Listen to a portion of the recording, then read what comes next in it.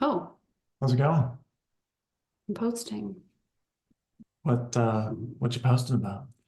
I want to know what people want podcast episodes on. Let us So, know. yeah. Um, one of the benefits to being a VIP client is when you have something going on. Well, at least for me. I don't know if this is how I think this works for you. I'm pretty sure Steve works this way too. We've definitely never talked about it.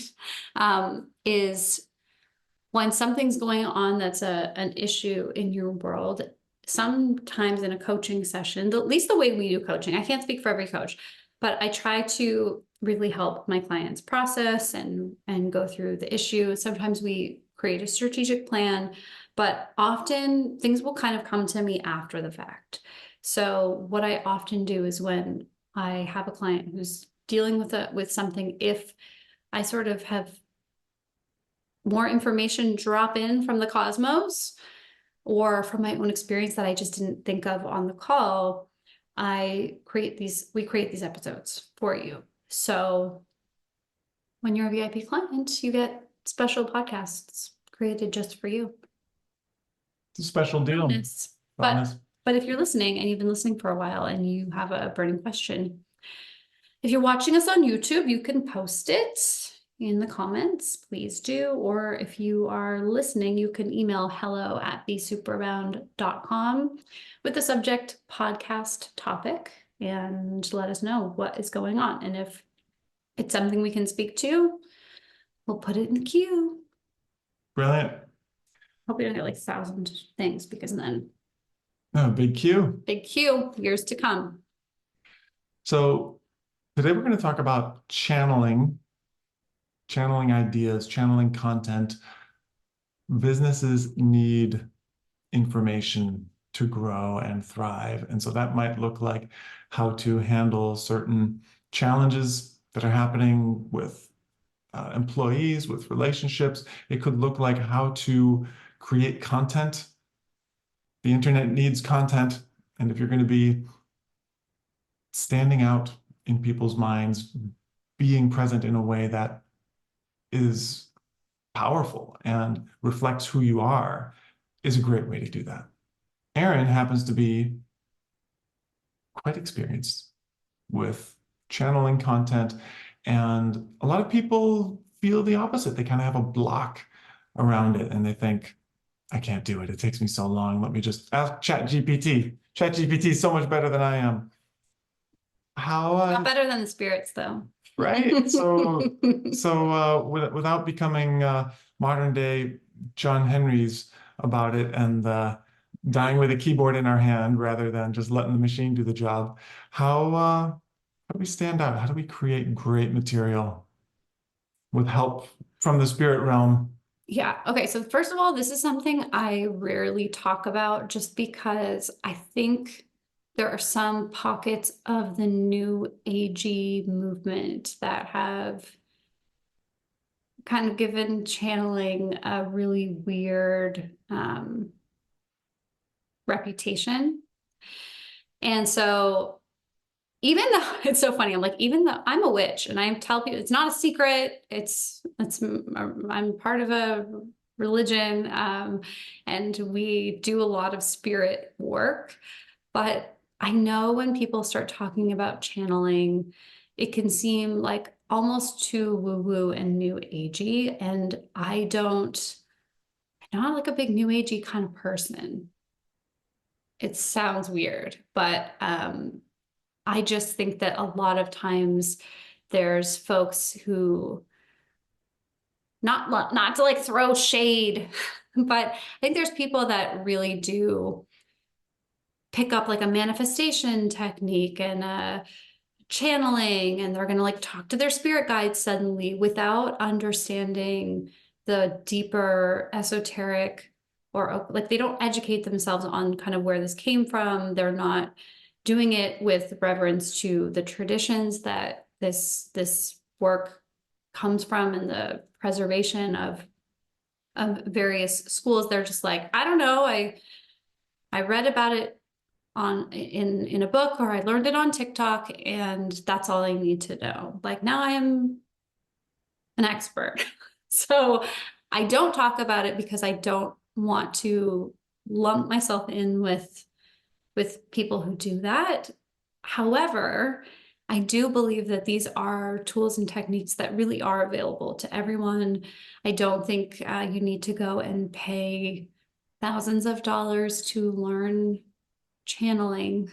I think it's something you have access to sitting in your seat right now. And it does require a level of reverence and practice and basic energy protection.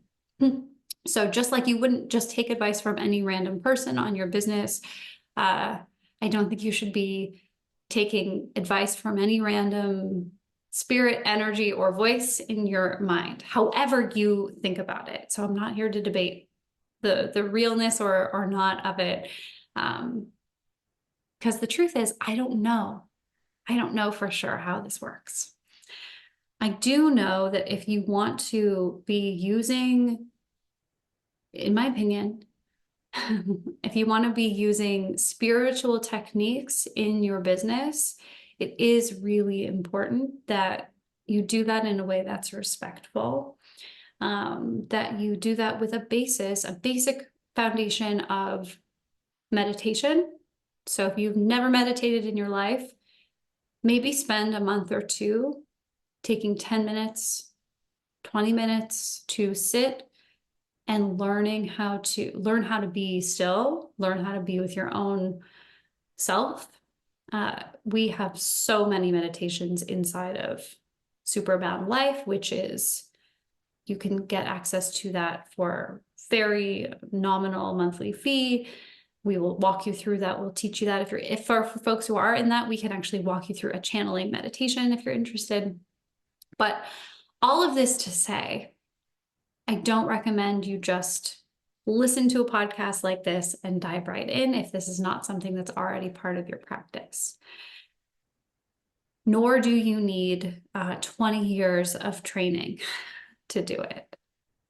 Sorry for that long intro. No, it's important stuff because, yeah, both sides are not helpful. If you think you need to wait decades more until you can actually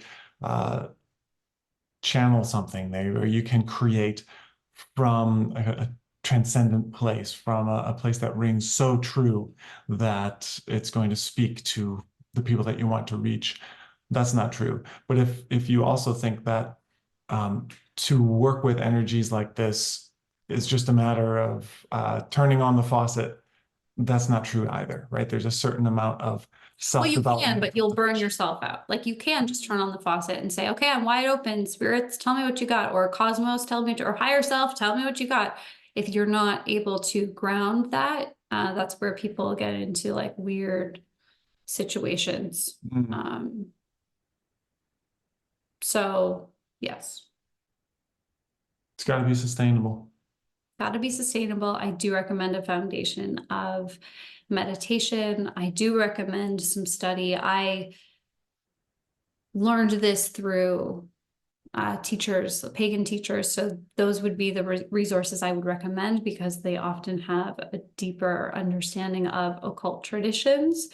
But I know that there are mystics of other religions that do this as well and can teach you, like you can find a container for your spiritual practice and your spiritual beliefs that will be able to help guide you and take you further.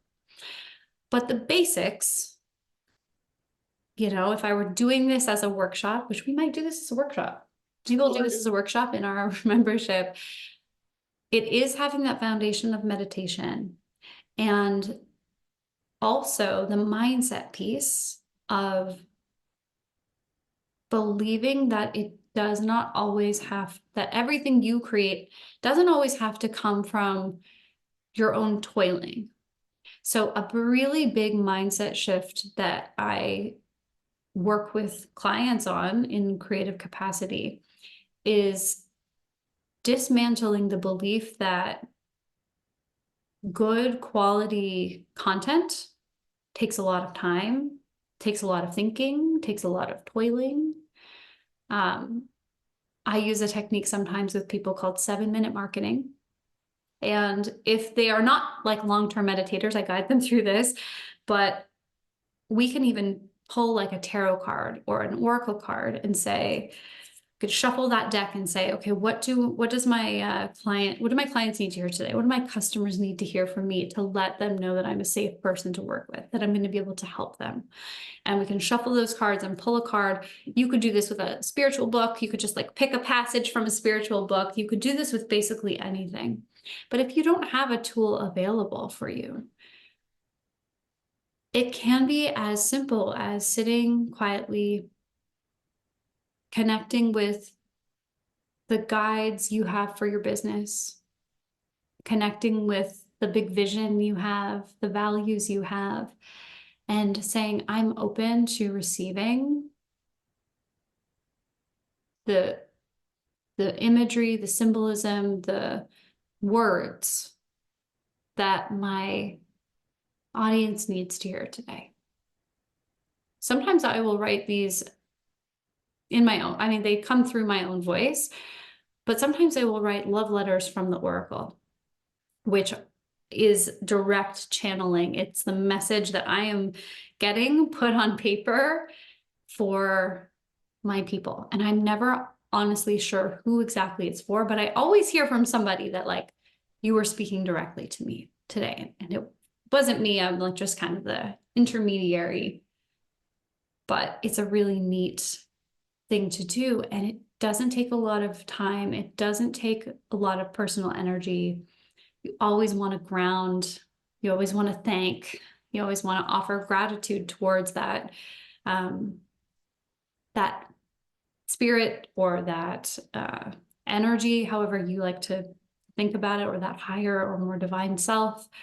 But it really isn't work. Doesn't feel like work. It sounds like a fundamental piece of it, and maybe this is where the meditation comes in, is in the openness that your kind of thinking brain is not in the driver's seat. You're not trying to put the pieces together or create something that will, will hopefully accept, but you're actually tapping into just a different way of thinking, a different way of seeing, and you could say there are spirits involved or guides or allies involved, but like if you were to look at the neuroscience of it, I bet there would be a decrease in kind of the the rational, logical thinking, let's put it all together part, and maybe an increase in the intuitive, flowing, more kind of visual side of things if I were to do some pseudoscience on it. I don't know, never strap myself in to the brain probes. And I mean, the thing to know here is I'm sharing how it works for me. There's different levels of like what you might call psychic knowing. Some people get very strong visuals, they get very strong images. Some people, I want to say hear voices because that sounds maybe not okay. I get like fully formed thoughts. It's not like I'm thinking through something, like a whole thought will pop into my head. Not like I'm hearing it, but as words. So that's how I receive it. And I know I have friends who they will just get like a series of symbols that they sort of translate that are specific to them. Again, it all sounds kind of, if this is brand new for you or you don't believe in it, that's totally fine. It maybe isn't your, maybe it's not your way of channeling. Maybe you just do this so naturally and it comes through your creative process and you just set the conditions and that's how it happens. But I really have loved making this a more conscious practice rather than, some people will talk about like how the muse just comes and you'll get like a beautiful idea that drops in at 3 a.m. I've had that happen. And one of the biggest mindset shifts for me is that I control the volume dial. Yes, sometimes things will come in and there'll be a very loud idea, but I never think about those moments as this is the only time I'm going to be offered this idea. And if I don't capture it now, I've lost it, because then it puts the power outside of me into the spiritual realm that maybe we could never fully cognitively understand. If I believe that all I have to do is get into a position where I'm receptive, and that's when these things are available, that's a wonderful thing. There's another piece to this that I need to really stress this. This does not happen in a way that is healthy for people unless they are feeling like they're in the driver's seat. And that actually takes a level of trust and self-discipline that many people, I don't know if they really want to commit to it. Can you say more about the trust and self-discipline involved? Like what is the commitment to being in the driver's seat? Okay, so it's a relationship. So however you think about it, and I'm not pinning down like it's a spirit guide or it's a divine being or it's a version of your higher self. I just don't totally know. I just know what it feels like for me. And I know that when I listen, it's usually good stuff. It's usually good content. It's usually good ideas. But if you think about it, like, let's just say it's a relationship you are having with some aspect of spirit. If you treat that friend like crap and you're just like, gimme, gimme, gimme, gimme, what you got for me? It's sort of like when people talk about like the universe is my ATM. The universe is not your ATM. It is not a thing to be used for your personal gain. It's a collaborative relationship. So if you get a million wonderful ideas from a person that you never actually put out into the world, if you are one of those people that will channel something and then it will sit on your desktop, it's meant for someone and you are too scared to post it. At some point, you're not going to have the same clear relationship with that energy that's giving you ideas. You can't neglect. You can't, I think like that's the thing is you can't have it both ways. You can't ghost your spirit pal and expect that really beautiful and amazing ideas are going to come because I think it was, I like Elizabeth Gilbert's book, Big Magic, because if you deny that energy that wants to come into the world, it will just go to somebody else. Someone else will make it happen. Well, and the word that keeps coming to mind as you share this is trust, where there's trust in that relationship, even though you might feel scared to share something because it is so real, vulnerable, powerful. There is trust that it is for you, right? That it is actually part of your request to the universe to work through you, to bring powerful things to the world through your work. And if you then kind of block that or aren't as clear as you could be, then the signal will start to fray and it just won't be as much a part of your life. It won't be there to express itself because you aren't kind of creating that channel and building the pathway for it to make its way into the world. Yeah, and I want to make sure no one misunderstands this as saying like that you shouldn't filter things sometimes. You are still the person who's going to be responsible for putting something out into the world. So you don't want to get into a situation where you're saying, oh, well, my spirit had this really hate-fueled message that I had to put out. And if I don't do it, then that's probably not a spirit guide. That might just be so you have to be discerning, of course. You are in the driver's seat. You are the one ultimately responsible for what gets produced in the world. But if you're stopping the flow and you're not contributing to the relationship because of your own mindset blockage, but because of your own internal static, it will just be harder to, you could think of this also for if spirit guides and channeling and all of that is not comfortable for you, that's okay. You could just think of this as your intuition. You cannot strengthen intuition if you never act on or follow through with the messages you're getting. There's no way we can tell if what our intuition is offering us if we don't actually do something about it. And that is a piece of this. Now, I don't suggest you like consult if you've never done this kind of work. We're not like consulting spirit on every single thing at first. That's definitely not what we're talking about. That is something you want more training on. You want to have a teacher or a mentor in that world for you.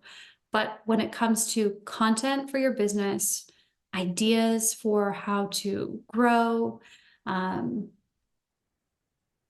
big part of our book came from channeled tools.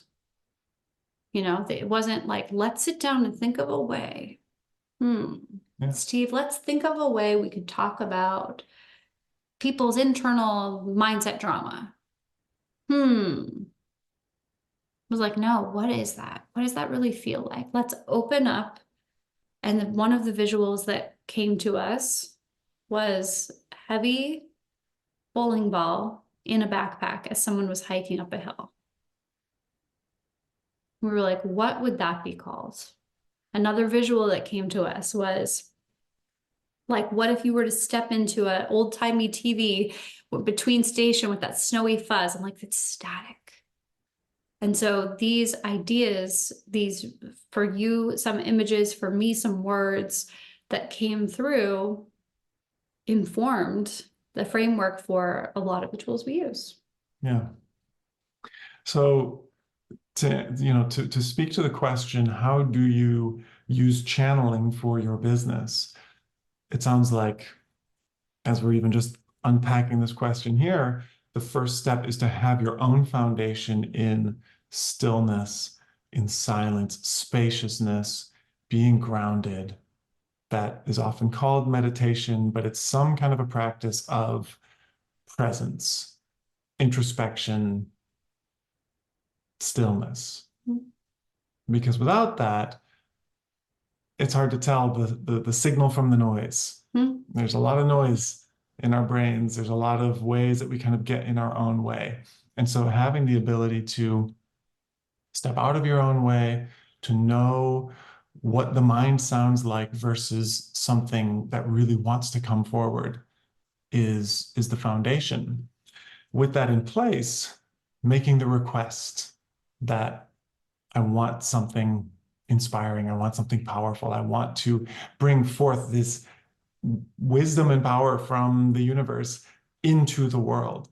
So making that request, receiving it, being out of the way enough to actually let it come through, and then not just receive it and kind of guard it, but actually present it in ways that will require some kind of work, not necessarily toil and struggle, but our book took years of putting. There was toil and struggle. There was some toil. There was some toil.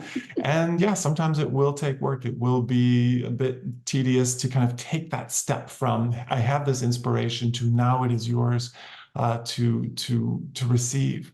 But that becomes the offering, because the work to create it in the world is going to be yours to do, whether it's 5 minutes to write a really powerful message on social media, or whether it's a couple years to write a book. That is the offering of respect. That is the collaboration with the universe. That's not saying, I just want a really nice idea that I can hold tightly and feel good about. It's saying, okay, you gave me the idea and you want this to be out in the world. I want this to be out in the world. So I'm willing to do the tangible work because I'm the one with the body. I'm the corporeal. Corporeal. Is that right?